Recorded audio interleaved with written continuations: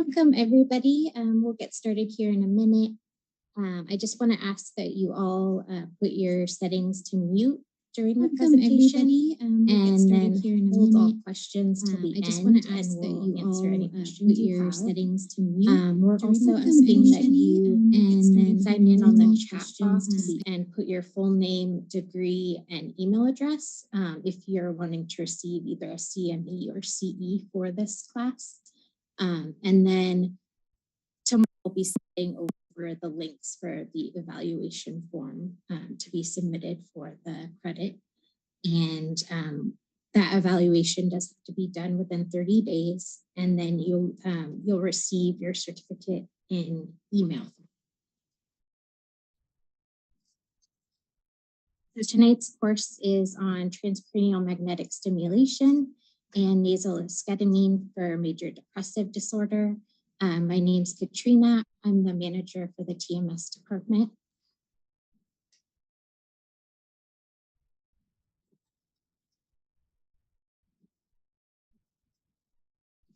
Also, Dr. Anish Shah, our medical director, will be presenting, as well as Jessica Schmidt. She is the director of specialty treatment services.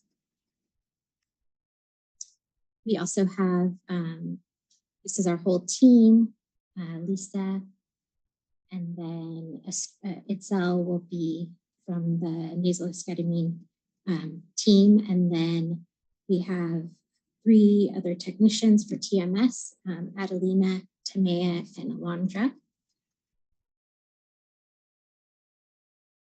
I do have to state the disclosure. We have no disclosures to report, no financial interest or commercial interest in the devices or any healthcare goods. And then this is the accreditation statements from both companies for the CE and CME. Our objectives for this course are to assess patients for major depressive disorder, discuss benefits, risks, and appropriate use of nasal esketamine and TMS, compare side effect profiles of systemic oral antidepressants versus direct non-systemic, which would be nasal esketamine or TMS. Describe the mechanism of action of TMS and esketamine. Compile data for monitoring treatment results, and describe insurance and authorization process. And now I'll hand it off to Dr. Shah, and he will start the presentation.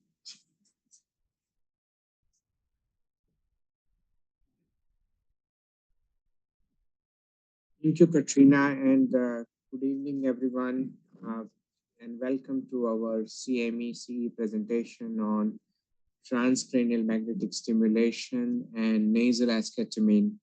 Today, we will learn about these novel treatment modalities, their mechanism of action, and how that applies in our clinical work.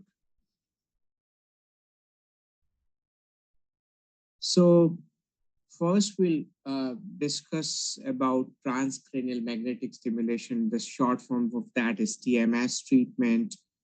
It is essentially a non-invasive method for neuromodulations, neurostimulations, where via magnetic stimulations, and you can see it here, there is a little coil, and that is producing this magnetic field here, which generates electrical field, maybe 2 or 3 centimeters down in the cortex, and that is essentially how the TMS is delivered.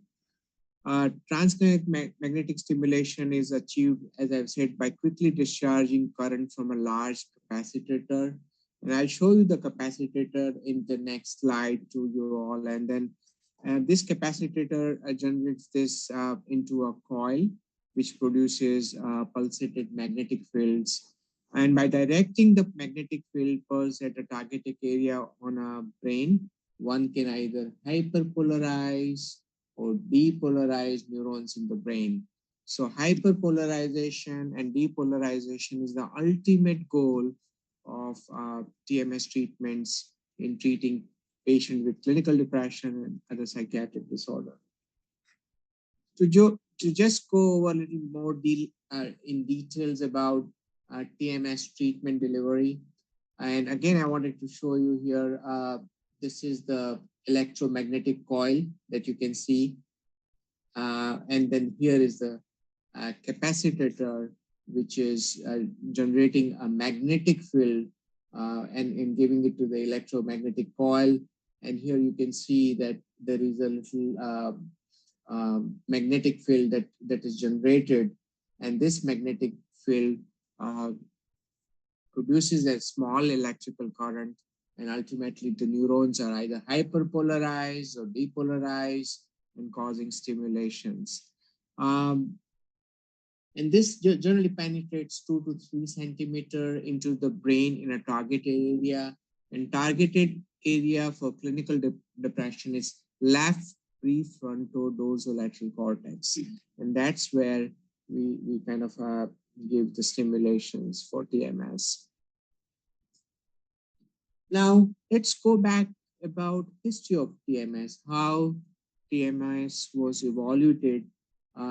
As you all know that first time electromagnetism and its principle was discovered in 1831 by English physicist Michael Faraday. In 1970, a handful of clinicians using transcranial magnetic electrical stimulation to start diagnosing a motor conduction time in patients suffering from multiple sclerosis. So multiple sclerosis is the first clinical condition where TMS was used for diagnostic purpose. And over the ensuing years, physician interest in TMS remains largely within the remains of diagnostics.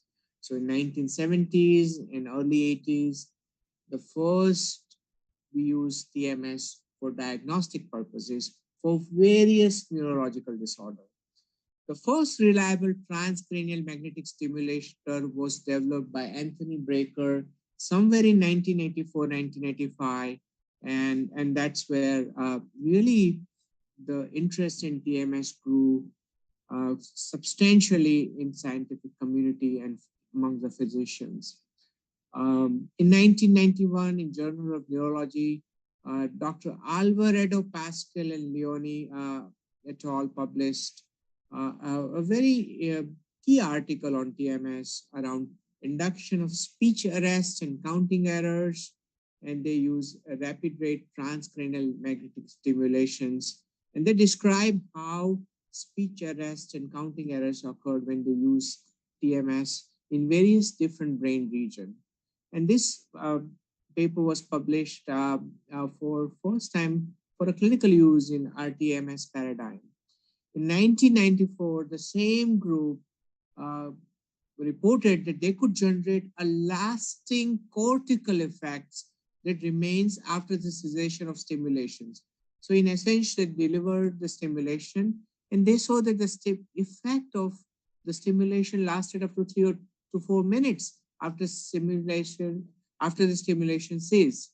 And they came up with the hypothesis that perhaps using this stimulation can cause lasting or sustained effect in physiological and cognitive domains in therapeutic medicine. And that's where the interest started to grow about using RTMS for the treatment of various psychiatric and neurological disorder. And then in 1994 itself, the first clinical trial by Kolbinger and his colleagues involving 15 patients occurred. And they used placebo arm and they used a treatment arm. And their findings were 7 out of 10 patients receiving actual stimulation showed significant improvement. And none of the patients who used sham treatment had any improvement in their depression scales when they use TMS treatment. So that was a very exciting results in first placebo-controlled clinical trial. And RTMS after the trial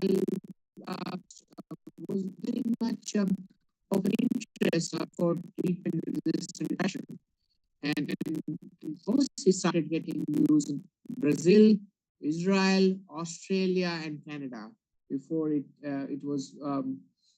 came to United States. So again, a breakthrough occurred in 2008 when 1998 application of TMS research in clinical settings grew into a consensus statements. There was a conference in 2008 where various clinicians and researchers came up with a final protocol about combination of rTMS frequencies, intensity, and train durations, and they came up with a protocol to minimize any risk of seizure induction. And in 2007,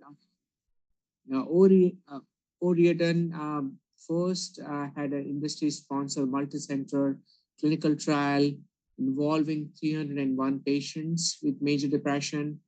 There were positive results of this clinical trial where they used active and sham TMS coil. They used left dorsolateral prefrontal cortex. And this clinical trial results got us an FDA clearance for using TMS for clinical depression treatment. So that was a breakthrough year, 2007 and 2008, for scientific community who were involved in treating clinical depression treatments. Now, this is a slide that a lot of you may have observed in your clinical practice or in your work with your patients, and that is the aspect of treatment resistance. And these are the data from STAR-D trial. And if you see it here, and this is where the data is about a successive treatment attempts with multiple medications trial and the results. And here you see that this is the result on remission. So this graph that you see here shows the remission data. So essentially, when somebody uses first line treatment for their first ever depressive episode, the chances of success in achieving remission is 27.5. When they use one more treatment, if the first treatment failed, chances of achieving remission is 21.2. After 2 prior treatment failure, when you start the third drug, chances of achieving remission is 16.2.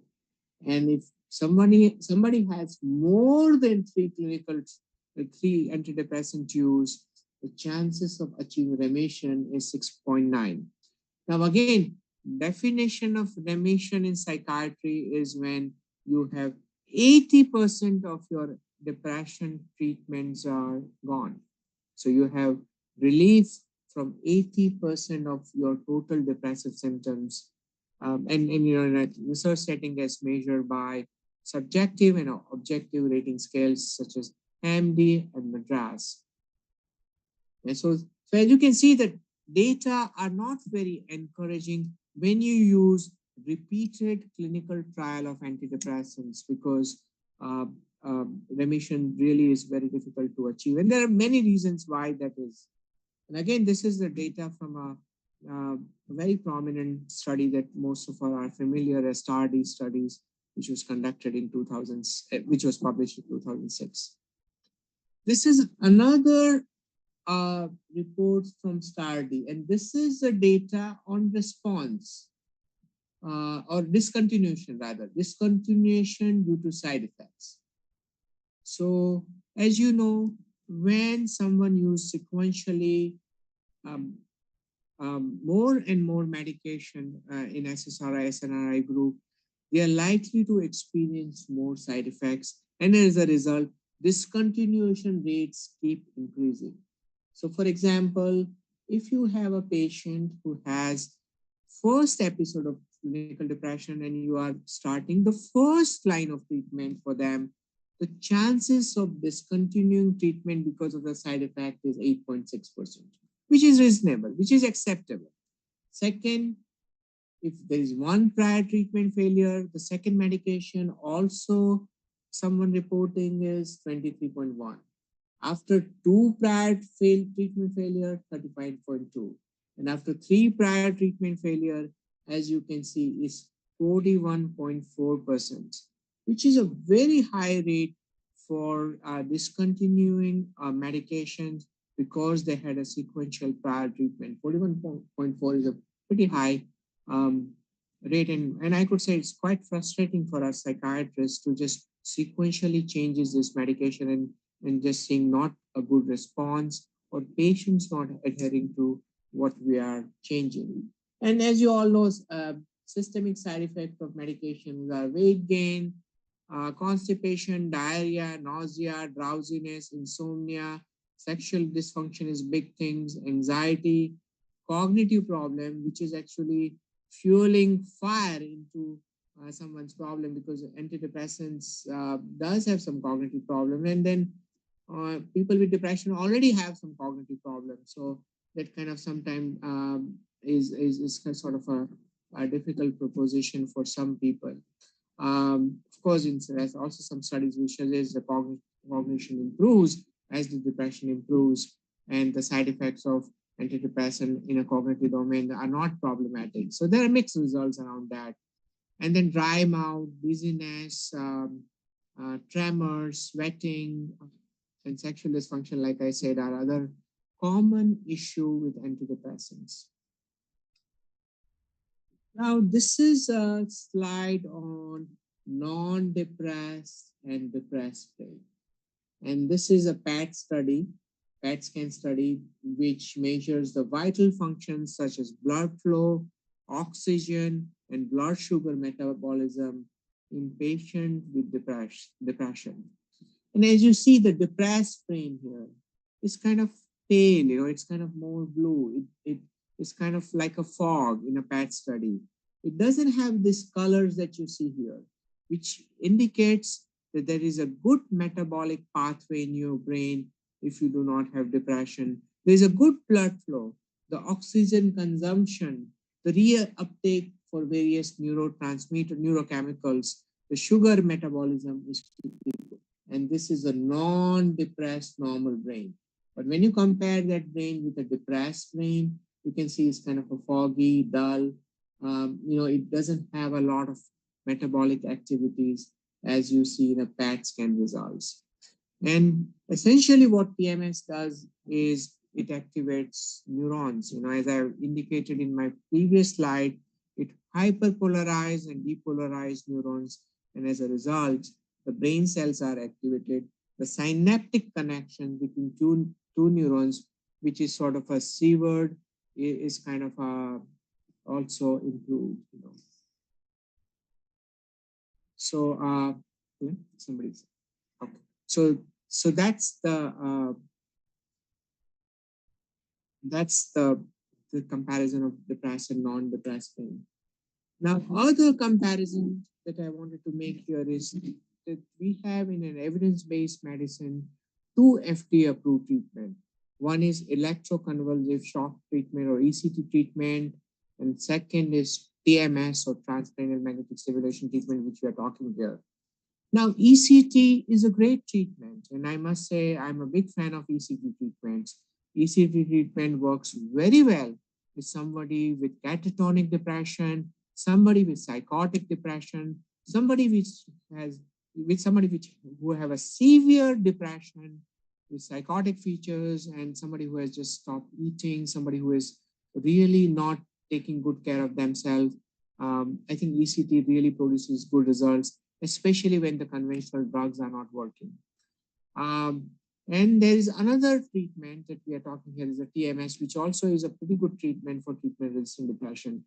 With ECT, however, there are some challenges, and there are more challenges in the state of California because there are not very many providers for ECT. For here locally in Sonoma County, the closest center we have is in Marine General Hospital. Then we have one in San Francisco, one in Oakland, and then one in Santa Helena. But Marine General is where most ECT treatment is done. And it's generally an inpatient treatment, and few select patients, they do an outpatient treatment, but you need a transportation, you need general anesthesia, and ECT treatment, usually you need a several course of treatment. And though ECT treatment is great, but and usually we use 800 and 900 milliamp ECT. Nowadays we use unilateral ECT more than bilateral. However, there's one challenge with ECT, and that is first, as I've said, access to ECT treatment, and second is a cognitive problem.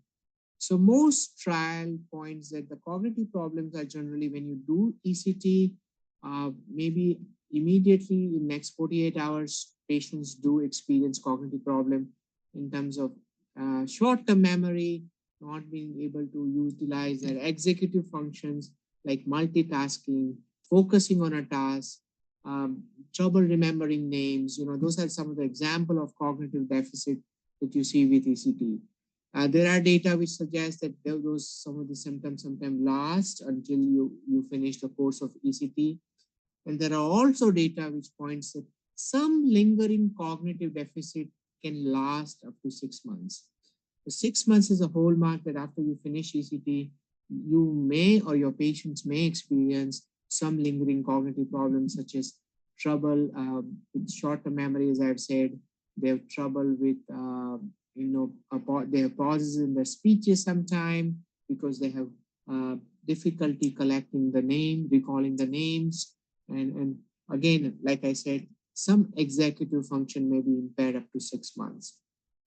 The good news is most patients do well after 6 months. And if the ECT has worked well, then most likely the cognitive functions are likely to be recovered. Now, if you look at TMS and ECT data, both have comparable data. When they did a clinical trial using TMS in one subpopulation ECT, the data showed equal efficacy with both arms, especially on patients who didn't have a catatonic depression. But the most important thing with TMS was side effects were very favorable. And literally with TMS, there are no systemic side effects like conventional psychopharmacological treatment, or there are actually no cognitive side effects. On the contrary, the cognition improves, and TMS is more recently studied to showcase that the cognition improves, and also for the treatment of MCG or mild cognitive impairment. And I'll show you some data around that in the next slide and so forth. The other aspect about ECT is, you require a second opinion. So you require 2 psychiatrists to assess patients and do paperwork for patients to continue in state of California. As opposed to that, TMS is a very outpatient practice where patient comes driving to a TMS center and then they go back driving. And there are no restrictions as it relates to their work when they do TMS treatment. Now, there are numerous studies on TMS for clinical depression, and there are about 7 meta-analyses of various clinical depression studies utilizing TMS versus sham, which shows positive impact of TMS on clinical depression. So, which is really an encouraging news because not only do we have individual studies, but we have 7 meta-analyses which shows that it has been beneficial to patients when you compare to placebo or sham TMS. The other thing is results are durable until 1 year of follow-up. So most of the patient you see this results are lasting in terms of either their response pattern or their remissions with depression. And there are no long-term side effects. And the risk of seizure, which we all had worries initially when we started doing TMS, is no greater than most antidepressants, However, we still have a word of caution, if somebody has history of active convulsions and they are not being treated with anticonvulsant medication, then TMS can induce seizures and it may not be the safest. However, for most other patients, if you look at the data around seizure risk, then it's is comparable or no greater than most oral antidepressants. And general response rate, if you look at all across clinical trial data, is 65 to 80% patient respond and about 37 to 45% achieve remission. Now, response defined here is 80% of their symptoms are gone, and there are 65 to 80% chances of patients achieving that, and about 37 to 45% remission. Remission means no depression, and that is a rate. Oh, I just want to clarify one thing. Sorry, I misspoke. 65 to 80% response means 50% reduction of their symptoms, meaning the depression is gone by. Okay, I stay corrected there. So a response definition is 50% reduction of their symptoms, and remission definition is 80% reduction of symptoms. And here again is 65 to 80% people response, and 37 to 45% people have remission. And this is another clinical trial by John O'Riordan, and this is the premier trial that got FDA clearance for TMS. The trial involved 301 patients across 23 sites, and they saw 22.1% reduction in Madras, which is one of the therapist rated depression scale, and they are 9.1% on sham as compared to about 22.1% patients with actual TMS coil who responded. And then there was a meaningful clinical effect size with 0.52, and then open label extension in which they saw one in 2 patients responded and 1 in 3 patients achieved remission at 6 weeks, which is a very encouraging. So, they had first the placebo arm, and then the study also then looked at open label extension where they give this treatment to everyone after the placebo controlled phase of the trial was over. And the safety was confirmed in 6 months follow-up. So they followed up these treatments, and it was a safe for up to 6 months, and no bad side effects or issues were noted generally. So transcranial magnetic stimulation here was effective in treating major depression with minimal side effects reported. It offers clinician a novel alternative for a treatment for this disorder, and that was a conclusion.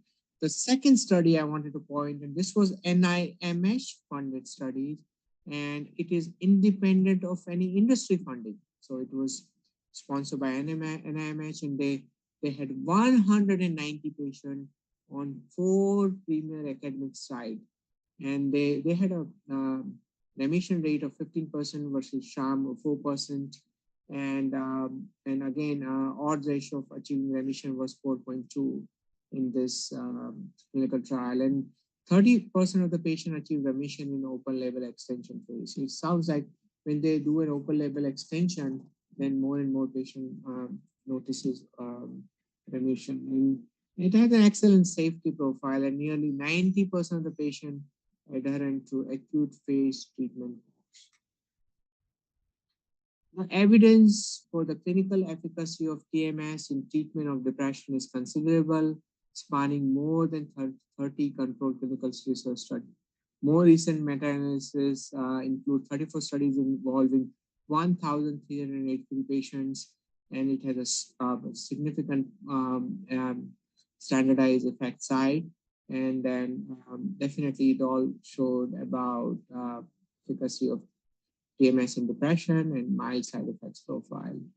And again, this was a long-term follow-up after acute treatment. So when they followed up this patient for a long term, during an open label follow-up on antidepressant medication monotherapy, 37% of the patient required TMS introduction, and 85% of the patient who received TMS introduction benefited. And net incidence of illness relapse under this open label follow-up conditions was 11%. And 6 months of relapse with antidepressant treatment alone in STAR-D was 35 to 50%. So if you use antidepressant, then the relapse rate is significantly higher, as you saw. There are relapses with even first course of treatment, as you can see here. But when they reintroduced TMS treatment, 85% of the patient did benefit. So here at CIAN, we have generally, I think we have treated about close to 300 patients, and we may have about 50 or 60 patients we may have done repeat courses of TMS, and there are a handful of patients we may have done probably 3 or 4 courses of treatment over the last 7 years. TMS is also widely researched in other clinical disorder, anxiety, OCD, PTSD, substance abuse, schizophrenia. And one of the encouraging results is TMS for obsessive compulsive disorder. And we have now an FDA clearance for using TMS for OCD treatment in 2019. So this is a big hope for a lot of the patients who have treatment-resistant OCD. And then this involved a different machine or different treatment algorithms rather. And the FDA approval came in 2019 on a BrainsWay deep TMS machine. And they had a multi-center study published in 2019 in American Journal of Psychiatry, which confirmed the treatment's efficacy for OCD, concluding that focusing brain stimulation on medial prefrontal cortex and anterior cingulate cortex significantly improved OCD symptoms. Like I said, in depression, we have area of interest in brain is left prefrontal dorsolateral cortex, but for OCD, we are looking to target medial prefrontal cortex and anterior cingulate cortex. And for us to achieve to that region of the brain, we definitely need a deep TMS, a system that penetrates that deep.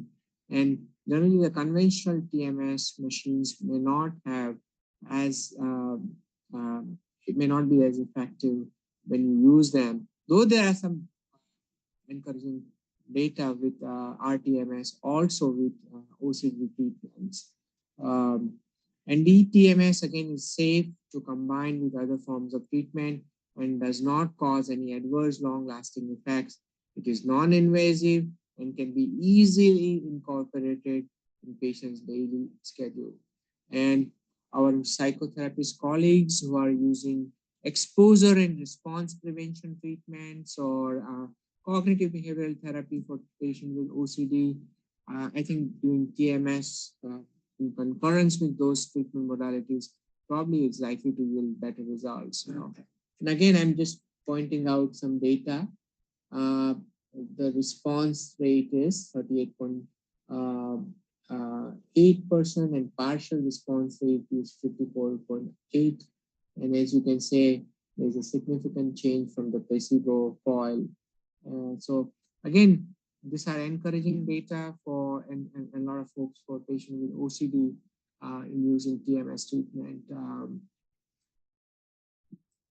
Anxiety, it's again another area of interest. For anxiety, we still do not have FDA approval or clearance for TMS treatment. And there are multiple protocols, multiple trials that are looking at TMS as a potential treatment modality in various regions, various protocols. However, I've seen right prefrontal dorsolateral cortex is an area of target for anxiety disorder. And I think what we have seen is, generally speaking, 1 hertz treatments and continuous theta bursts, which we use here at CIAN, is been helpful to our patients. However, there are other protocols which also shows that it's helpful for anxiety disorder. TMS and post-traumatic stress disorder is other area of interest. Dr. Ethan Carson reviewed and dissected 8 different studies on of TMS for PTSD. He concluded that all 8 studies suggested that TMS is an effective treatment for PTSD. The most promising data of TMS is when TMS was utilized for patients with clinical depression and comorbidity of PTSD. There are studies that suggest TMS, when used on the right dorsolateral prefrontal cortex, reduces PTSD symptoms.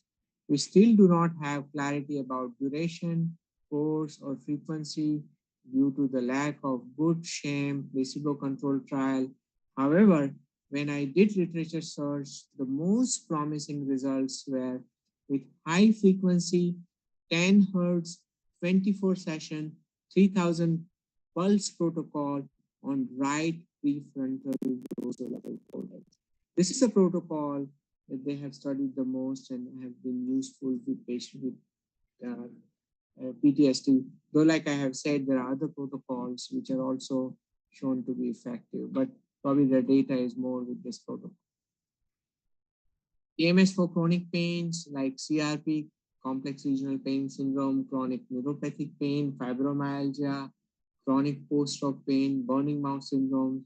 These are the conditions that currently they are trying TMS for treatment and also in clinical research. So this is something I wanted to bring it to your attention, and maybe there is a hope in the future for this disorders using TMS. Though the TMS is currently using off-label for these conditions by various pain management clinicians, neurologists, and psychiatrists. Again, it's largely an off-label use. Now, like I said, cognition and TMS is really, really something that we are really looking very closely. It improves in depression studies. So when you treat clinical depression with TMS, cognitions do improve. There's also improvement in cognition in patients with head injury and stroke. The study suggests improvement in cognition in patients with PTSD, and there are ongoing trial of cognitive improvement in patients with schizophrenia and Alzheimer's disease. And then there is also a few positive data when they use TMS in patients with MCG, mild cognitive impairment, and there are data which suggest that the MCG either improved or remains stable for longer before it evolved into full-blown dementia. So TMS, like I said, as opposed to ECT, they both are a great treatment, but do not have cognitive problems. And on the contrary, cognition improves for most of the patients. TMS is, like I said, also treated for various medical disorders such as tinnitus, Parkinson's tremor, and migraines. Now, TMS does have some mild side effects. The most common issues are headache, scalp irritation, and seizure risk, which is less than 1%. And then it is contraindicated in patients who have aneurysm clips or coils in their brain, if they have stents in their neck or brain, if they are using deep brain stimulators, they have electrodes to monitor brain activity, if they have a metallic implants in the ears or eyes, they have sharpener or bullet fragment in or near the head, they have facial tattoos with metallic or magnetic sensitive ink, and other metal devices or object implanted in or near the head. So that finishes my part of the presentation. Please hold on to your question. We'll come to all the questions at the end of the presentation. Now, I would like to invite our TMS technician and a colleague, Timia Rogina, to talk a little bit about the PMHNP tools that we utilize here at CIAN, and also to showcase some of the data that we have collected. Timia, thank you.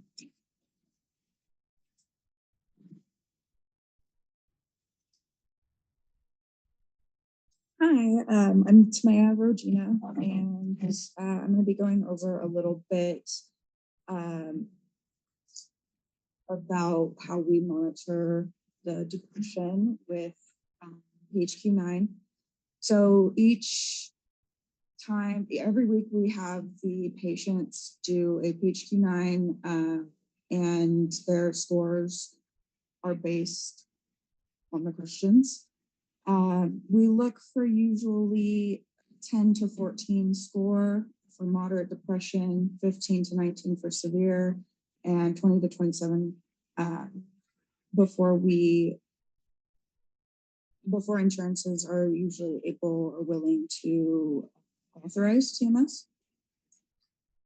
So As far as our stats, our PHQ-9 stats for 270 total patients, we found that 69% had a response to the TMS, which was a 50% or more improvement. 29% of those were remission, which is an 80% plus improvement. And then 31% was other, which was less than 50%. We also scale using BDI-2. We saw a 61% response, which is the 50% or more improvement. The 27% of that was remission, of 80% or more improvement, and then 39% was less than 50%, of 199 patients. We have also in the past used the Beck Anxiety Inventory when treating patients. In those scores, we found that 61% got a response, which was the 50% or more improvement, 26% of that was remission, and 39% was less than 50%. Now we use the burns more often, and we have found with the 52 patients that we've used that one for, the 69% got response, the 17% of that was remission, and 31% was. So here are some of our PHQ-9 graphs of past patients. As you can see, most of these have very good results. One starting at 23 and ending at 0 with 100% remission. And then we have a 26 going down to a 13. And then on these lower ones, you can see that even after treatment was completed, the patient still had reduction in symptoms. There's a couple more. Here is 17 to 6, so 22 to 18. And then the BAI graphs, we usually see a pretty big decrease, a 53 to 20, a 35 to 0 with 100%, 45 to 15, 54 to. So at Sion Clinical, our first step is to do a psychiatric evaluation and confirms the diagnosis and medication trials.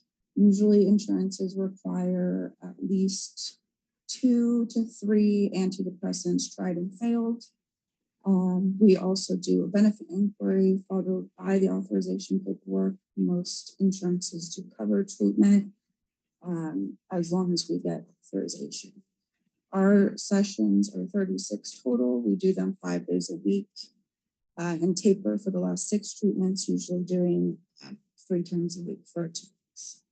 The treatments range from 18 to 22 minutes. And then if we do decide to add on the anxiety protocol, we add another 15 to 20 minutes for the patient.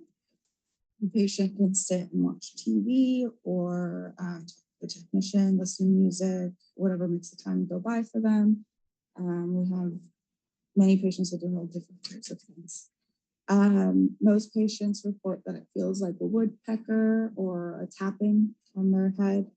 And we do have some patients that report headaches, scalp tenderness, tiredness after treatment, which they usually get used to and alleviates after. So most commercial insurances cover TMS with prior authorization. The policy usually involves diagnosis of moderate to severe treatment-resistant depression, along with 2 or more medication trials and augmentation agent failures. So our future direction with TMS is to continue treating clinical depression with TMS, as well as other comorbid psychiatric disorders.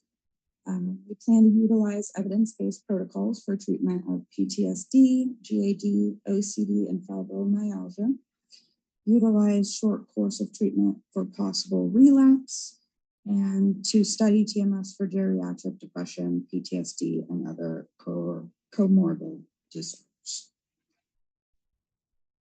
Now I will hand off to Jessica Schmidt. She's the Director of Specialty Treatment Service to go over nasal esketamine.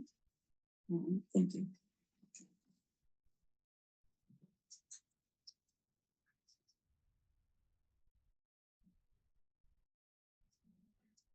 Hello, everyone. My name is Jessica Schmidt, and I'm a nurse practitioner. So we're going to talk about nasal esketamine today. Basically, we're looking at esketamine for treatment-resistant depression.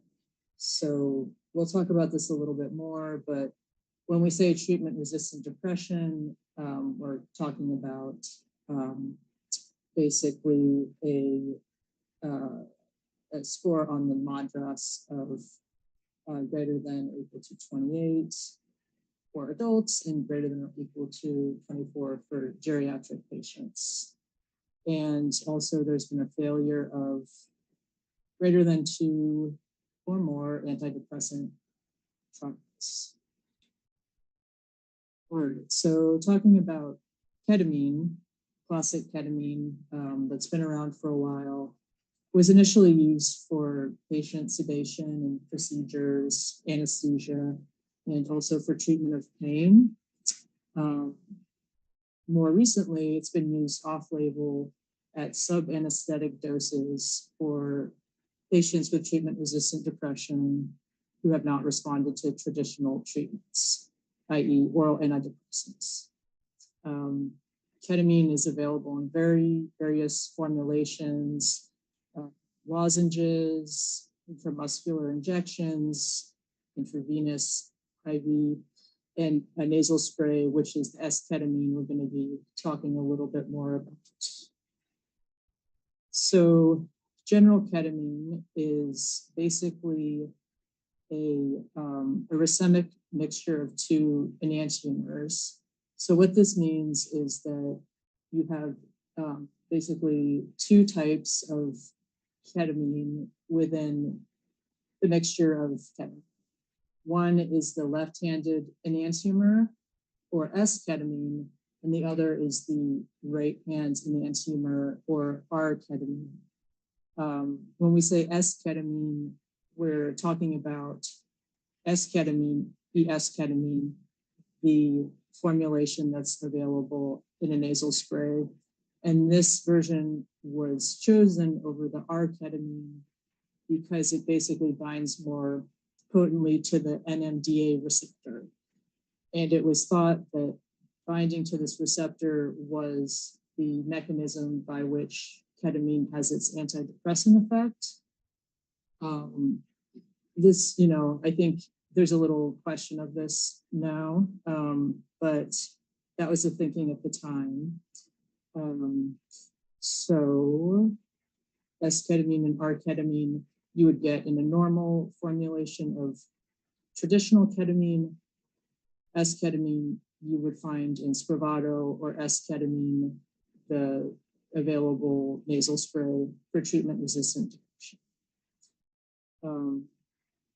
And then, so other receptors that may be affected by ketamine, in addition to the NMDA receptor, include opioid receptors and AMPA receptors. So the mechanism of action of ketamine is pretty complicated. The first thing that happens is that it binds to NMDA receptors. It's an NMDA receptor antagonist, and it binds to this receptor and stimulates the release of glutamate.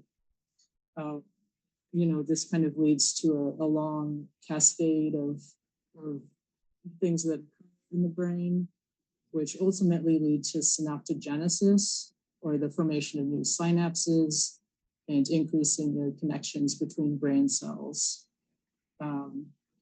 So ketamine, both ketamine and esketamine, are proposed to have downstream effects on neuronal growth factors, such as BDNF in the nervous system. All right, so if we compare traditional ketamine to other antidepressants, there are several differences. basically, when we're talking about onset, ketamine is much more rapid. We're talking, in some cases, people can notice a benefit for their depression the first day they get a ketamine treatment. Whereas with traditional antidepressants, SSRIs, SNRIs, etc., often it takes at least 2 weeks to get any benefit at all. Ketamine also requires less frequent dosing. For our protocol here for Spravato or esketamine, we dose it initially twice a week, then once a week, then once a week, or once every other week. Whereas with traditional antidepressants, you have to take it every single day. And in terms of route of administration, again, there's multiple routes with the ketamine: IV, IM, oral, intranasal, regular antidepressants, or traditional oral. And again, ketamine has a completely novel mechanism of action. It's an NMDA receptor antagonist, stimulates glutamate, possibly down the line binds to AMPA receptors and encourages the release of BDNF, whereas the traditional antidepressants work more with serotonin, norepinephrine, and dopamine. Okay. So now we're going to talk about nasal esketamine specifically. Esketamine is the only FDA-approved ketamine treatment for treatment-resistant depression. So ketamine with the R and S forms is often used to treat treatment-resistant depression, but it's not FDA-approved. It's used off-label in those scenarios. In this case, we're talking about just the esketamine. So esketamine is indicated, again, for treatment-resistant depression, as well as major depressive disorder with acute suicidal ideation or behavior.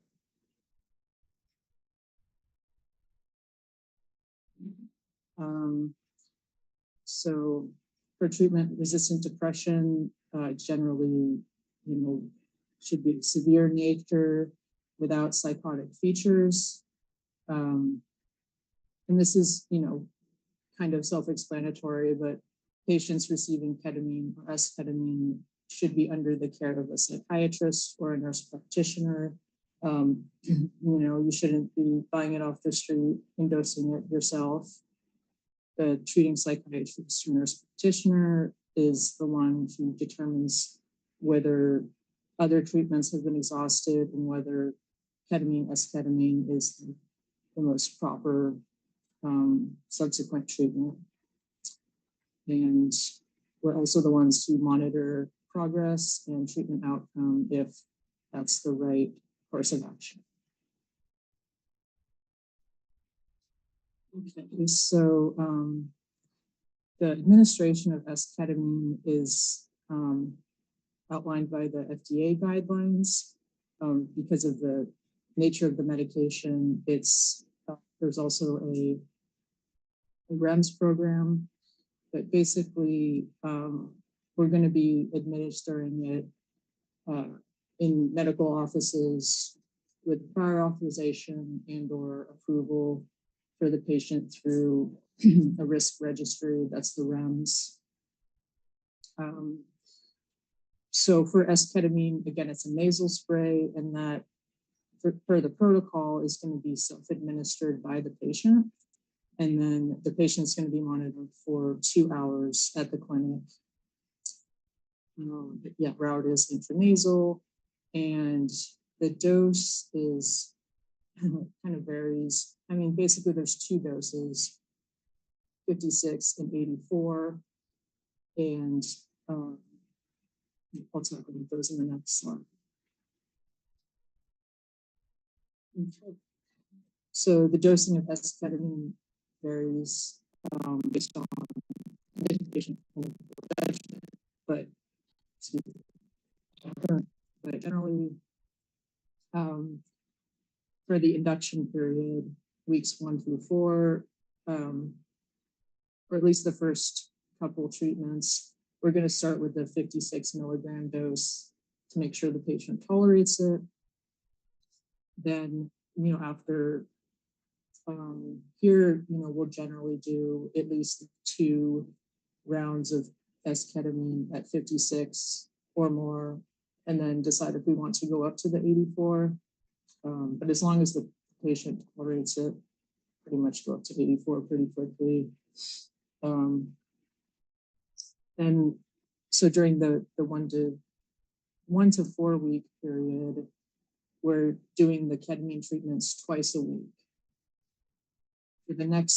For week 5 through 8, we go down to once weekly. And at that point, we're usually at just the 84 milligram dose.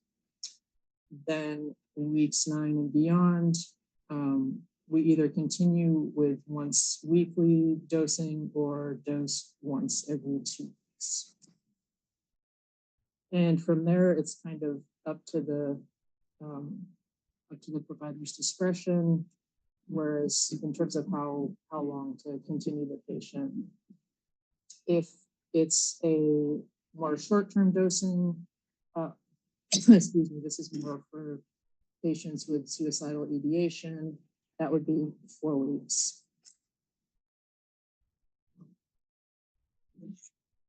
Okay. Excuse me. So esketamine can be used alone or in combination with other treatments. Got water here.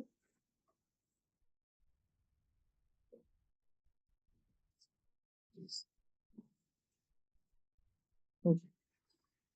So we can use esketamine in combination with treatments, generally oral antidepressants. So we'll have clients who have been on an antidepressant or were recently started on an antidepressant, and they'll continue that antidepressant while they're getting the esketamine treatments. Okay, so let's talk about some of the research. So the first study is the Transform-1 study. This was a phase 3 double-blind, multi-center study that enrolled adults with moderate to severe depression in non-response to 2 or more antidepressants. They were looking at an endpoint of a change from baseline to day 28 in the MADRS scale, which was performed by blinded remote raters. In this study, the most common side effects were nausea, dissociation, dizziness, vertigo, and safety was similar between esketamine and antidepressant groups, and no new dose-related safety concerns were identified. However, statistical significance was not achieved for the primary endpoint, but the treatment effect for both the esketamine and antidepressant groups exceeded what was considered clinically meaningful. So here's some of the results graphed out. The dark green is the lower dose of esketamine plus an antidepressant, and the light green is esketamine higher dose plus an antidepressant, and the blue is placebo plus an antidepressant. In the second study, Transform-2 was also a phase 3 double-blind study. It was active controlled, multi-center, and conducted at 39 outpatient referral centers. So it was much more in scope. Adults with moderate to severe depression without psychosis and a history of non-response to 2 or more antidepressants were selected, and endpoint was changed from baseline to day 28 in the MADRS score. In this study, the change in the MADRS score with esketamine plus an antidepressant was significantly greater than with antidepressant plus placebo at day 28. And in this study, the 5 most common adverse effects were dissociation, nausea, vertigo, dysphagia, and dizziness. These were all observed more frequently in the esketamine group and in the antidepressant plus placebo. And here's a graph of the results. So looking at the Spravato and placebo, and the change from baseline in the MADRS score.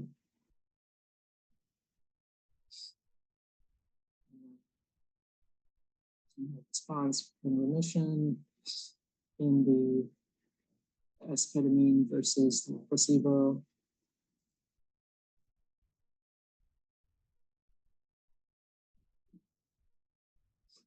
And then they did one final study, 3005, that looked at the effects in older adults.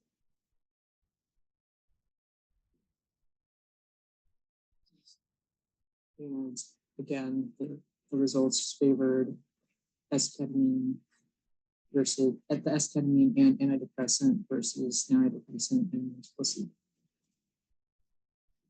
So in summary, the second study was in an 18 to 64-year-old population, and the results were clinically meaningful. There was greater improvement in depressive symptoms compared with only the oral antidepressant plus placebo. And also of note, the adverse events were pretty much seen only the day of dosing, and most of them resolved within 90 minutes of getting the dose of esketamine. For the first study, again, there was clinically meaningful benefits, but it did not reach statistical significance. And in the final study, 3005, in the older adult population, there wasn't meaningful treatment difference in the MADRS total score at the end of the 4-week induction phase in esketamine. And also the safety profile is consistent with what was seen in the younger adult population. So if you're wondering if esketamine is safe for your older adult patients, generally the side effect profile seems to be the same. Okay, here are some of the longer term studies.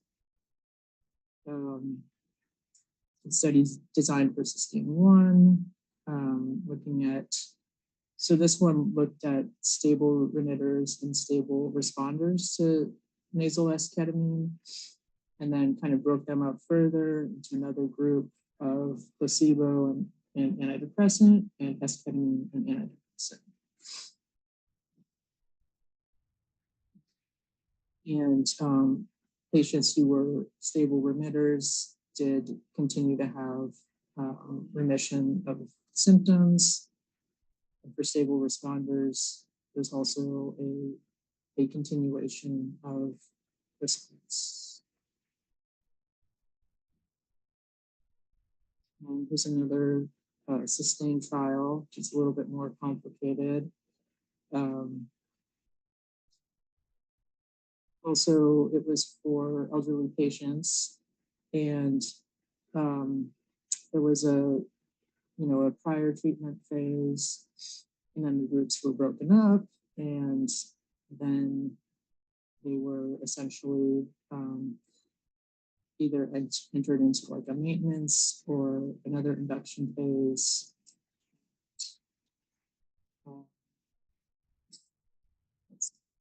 Results. So looking at the mean MADRS total score, it looks like it's preserved over time with the maintenance treatment.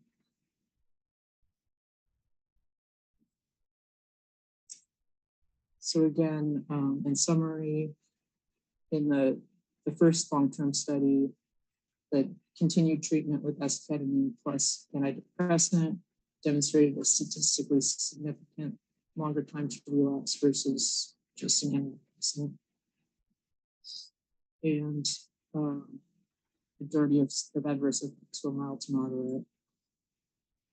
And the next long-term study after the 4-week induction phase. Long-term treatment with esketamine together with a reinitiated oral antidepressant was tolerable in adult patients, including elderly patients. The adverse events of interest that came up were blood pressure increases and dissociative symptoms. These began shortly after the start of ketamine dosing, peaked at 40 minutes, and generally resolved within an hour. And in study 3004, there was no reported cases of interstitial or ulcerative cystitis. And they were looking at that because in folks who abuse ketamine, there is some indication that it increases their risk of interstitial cystitis, but that hasn't really been found with esketamine or ketamine dosed for treatment-resistant depression. So here's the frequency of side effects with esketamine. Well, esketamine versus placebo. So dissociation is fairly common, 41%. But there's a wide range of dissociation and symptoms that can be defined as that. Then some dizziness, hyposthesia, sedation, vertigo, nausea. We recommend that patients undergoing treatment with esketamine refrain from eating at least 2 hours, ideally like 4 hours before getting treatment, so that if they do get nauseous, less likely to throw up. And yeah, in our clinic, using esketamine, we've mainly seen like a little bit of I guess you would call it dissociation, but some like floating sensations that patients report, a little bit of sedation, maybe some slight increases in blood pressure, but generally side effects have been pretty mild from what we've seen. And these are some of the contraindications for esketamine: any kind of aneurysmal vascular disease, so anything thoracic or abdominal aorta, intracranial, peripheral arterial disease, peripheral arterial vessels,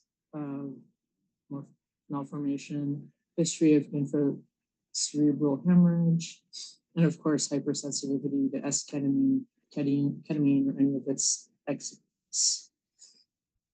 So now I'd like to introduce a couple of our esketamine folks, Lisa Archiga and Itzel Archiga.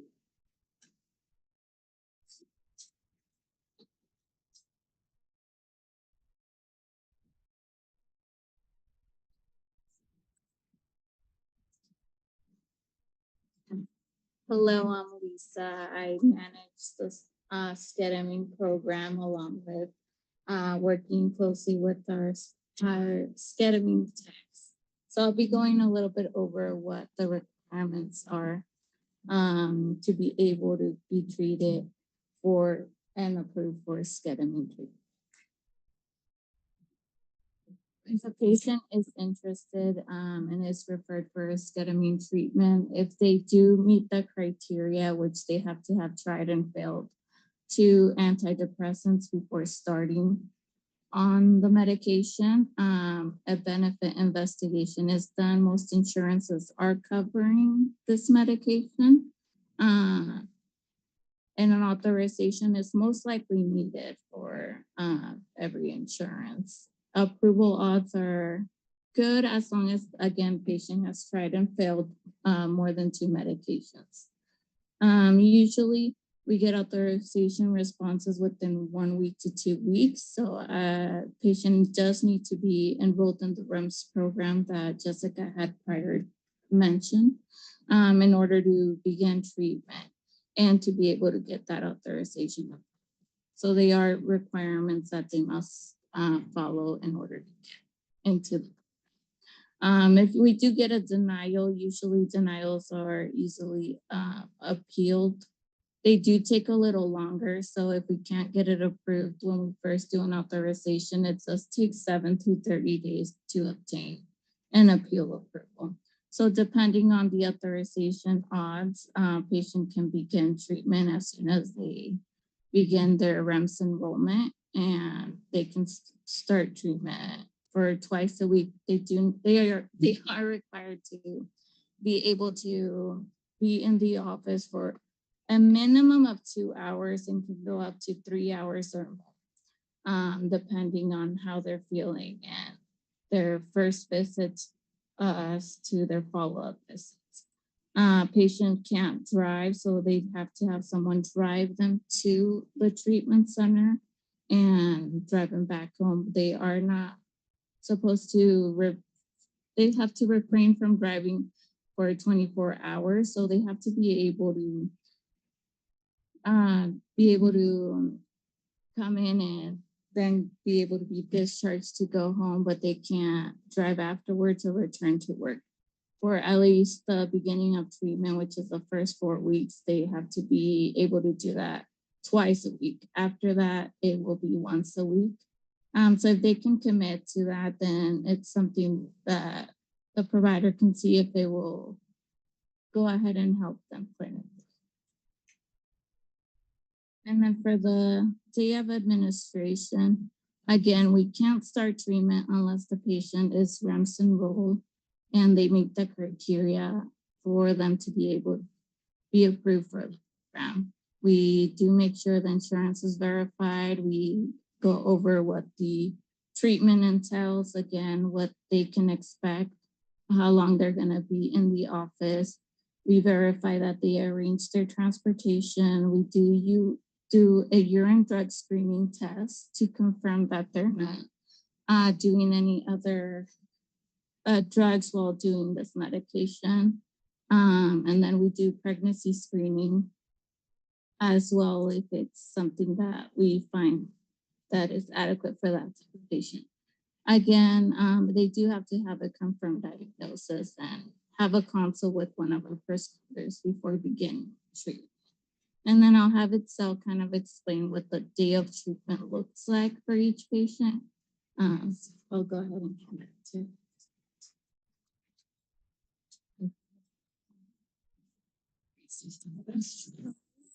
Good afternoon. My name is Itzel, Esketamine technician. So I will be talking to you guys about the day of administration. So like Jessica explained before, we ask the patients, just because they can experience some nausea and some vomiting after esketamine treatment, we ask them to avoid eating food for at least 2 hours and avoid drinking liquids for at least 30 minutes prior to administration. If they do have like any allergy medication that they take nasally, we do ask them to at least take that medication 1 hour before we start treatment. So here are the steps. I will be showing you guys the steps getting ready for the treatment. Typically, we ask the patients to blow their nose before, and depending on which dosage or what milligram they're on, either 56 milligrams, there will be 2 devices. And if it's 84 milligrams, there will be 3 devices. So as you can see in the middle in the second step, that's how the device typically looks like. When both of the green circles are there, that means that the device is full. One device is an equal amount of 28 milligrams. And then after one spray is done, there is 1 green circle, which indicates that it's half of the dosage is there. And then once both of those devices circles on the bottom are white, it indicates that the device is empty. Typically, the patients are asked to hold the device with their thumb on the bottom and their fingers to help spray it. And we ask the patient to prepare themselves tilting their head back at least. The fourth step is to add each spray into each nostril. The device is really cool because it basically helps them. It's pretty easy for them to do. And then towards the end, treatment, depending again on which milligram they're on, either 56 or 80 milligrams. We wait 5 minutes in between each device. And then after the administration, we typically, like it's been stated, each patient has to be here and be monitored. Mostly their blood pressure, their vitals, but mostly their blood pressure for at least 2 hours. And then they can safely leave. And again, the provider looks at their blood pressure before they're asked to leave. That's pretty much it. It is very simple and it's really great to see the patients. It's pretty good. That's pretty much it.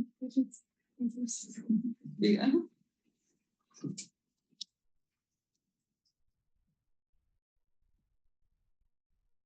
All right, so now we'll take any questions and have either Shah or Jessica answer this.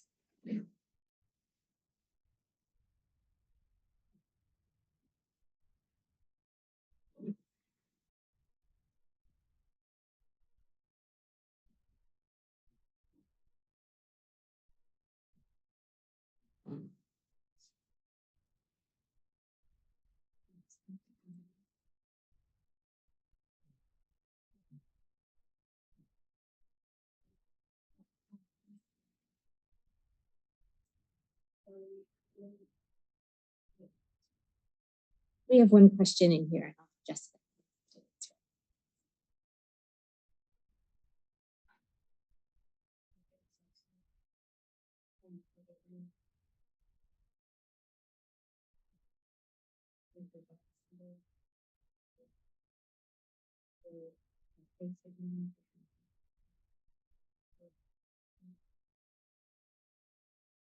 Right. Good question. So the question was, what if the patient's on a controlled substance? What kind of recommendations do we have in those situations? So I would say, it depends on the controlled substance. For something like a stimulant medication, because stimulants can increase blood pressure, pulse in the same way that esketamine can. I usually recommend that people don't take their stimulant like Adderall, Vyvanse, Ritalin the day of treatment, just to prevent that risk that the blood pressure would go up too high.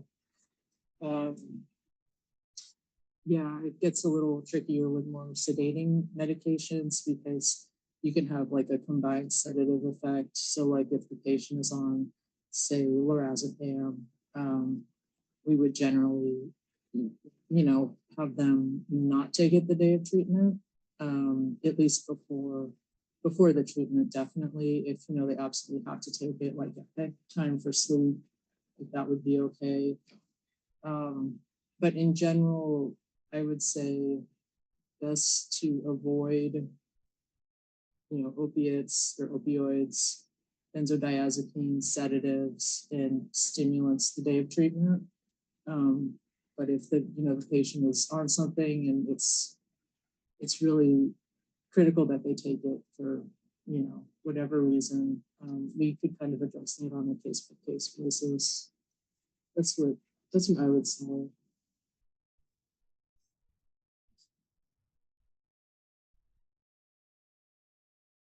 Okay, so the question here, how long do patients tend to stay on nasal esketamine, and what qualifies a patient to receive maintenance?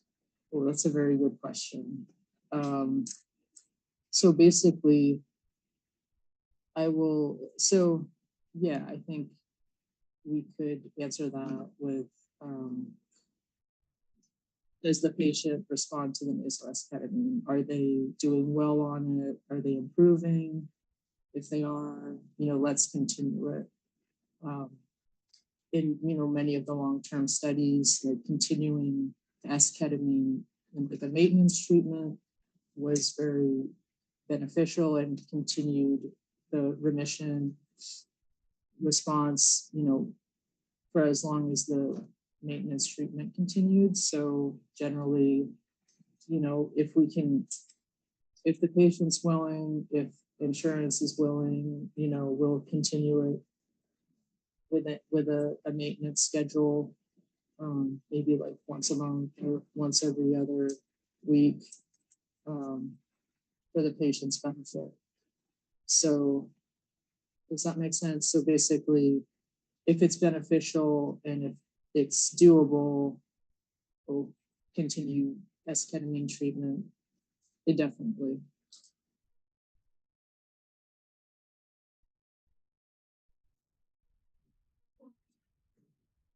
Thank you, Jessica, for taking some question, and I have some questions too here. When do patients start noticing a difference during TMS? A good question. So most clinical trial, and we also see in our practice that after 20 to 24 sessions, patients start noticing some differences. However, there are some patients who notice some difference later part of the treatment. So the course of treatment is 36 sessions. Some people can respond as late as 30th session and so forth. But mostly in the clinical trial data indicates it's about 20 to 26 sessions, which is about 4 weeks into TMS treatment, roughly. So next question is, does CIAN offer TMS for anything besides MDD? A good questions. If someone has significant major depressive disorder, as a primary diagnosis, we do TMS using our two current devices we have. And we do also offer anxiety treatments. You know, patient have a high anxiety, and we do a right side treatment for anxiety disorder. Or if the anxiety is a predominant issue, then we probably cannot get authorization for treatments. And hence we are not doing just for anxiety disorder or any other psychiatric disorder for that matter. But I think majority of patients that we treat here at CIAN, we do left side treatment for depression and right side treatment for anxiety. And as you all may know, like anxiety is a big comorbidity on patients with clinical depression. How many devices does CIAN have for TMS? We have currently 2 devices, and we are very excited to announce that we are going to have a 3rd device pretty soon for treating obsessive compulsive disorder at CIAN. And so that's just going back to and piggybacking with the other question here about the conditions that we are treating. So we will be treating OCD treatment starting end of October, November time frame here at CIAN once we have the other 3rd device in our armory. Thank you.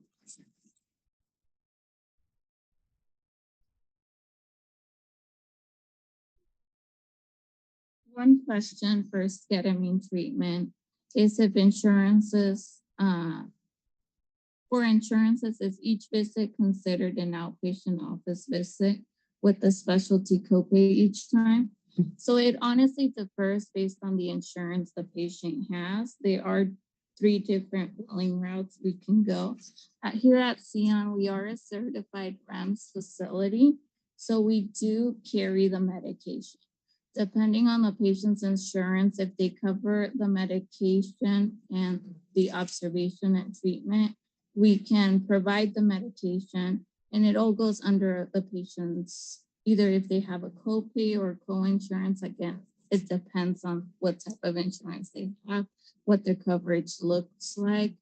For many patients, it is the copay. For others, it is co-insurance if it does go through specialty pharmacy.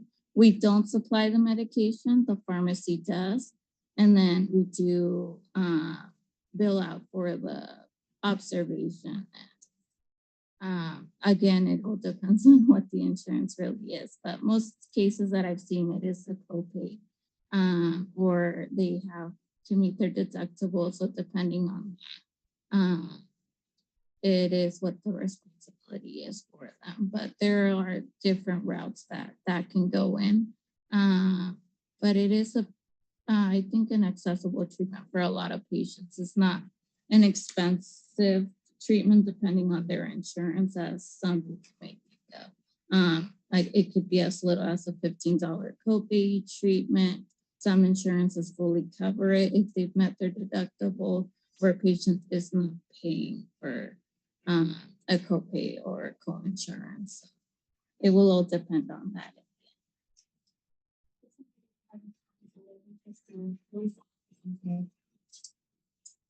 So, good question. If a patient doesn't have insurance and they're interested in esketamine treatment, currently we're not doing self-pay treatment. The medication's very expensive. So for a patient, I know at least Bravado with me is coming up with patient affordable programs that can help aid in that medication cost. But it is a costly medication. So currently, at least that's we're not doing self-pay for the medication. But I know in the future, it looks like they're looking into doing a patient-assisted program to help those patients that don't have coverage to help afford to be able to be treated.